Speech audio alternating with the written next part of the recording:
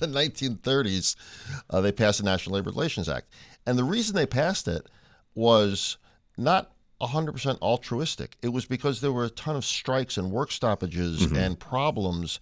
And, they said in the actual language of the act, and I'm paraphrasing this, but employers have the upper hand.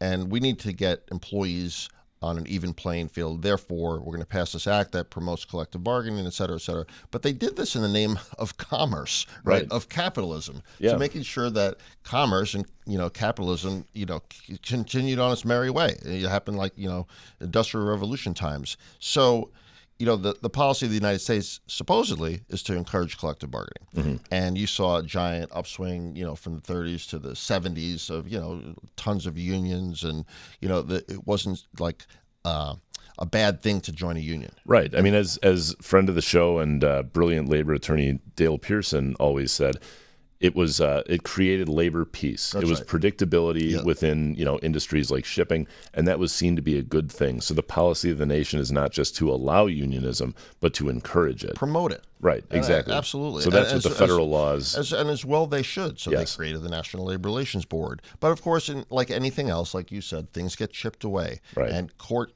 cases, take away rights. And look what's happening today. I mean, we're screaming backwards with, child care and just lost abortion and, affirmative action in schools. And, we're literally just screaming backwards.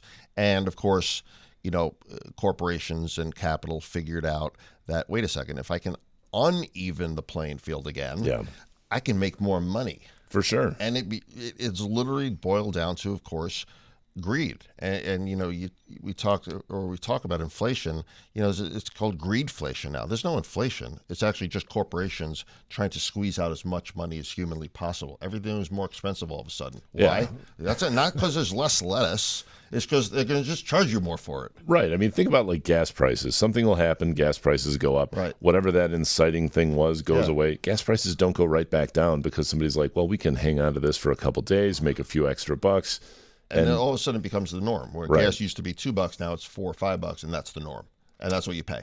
Yeah. So anyway, Hi, I'm Ed Maher. You just watched a clip from The Workers' Mic. You can find our shows anytime on YouTube or tune in at 8 a.m. on Sunday mornings on 720 WGN.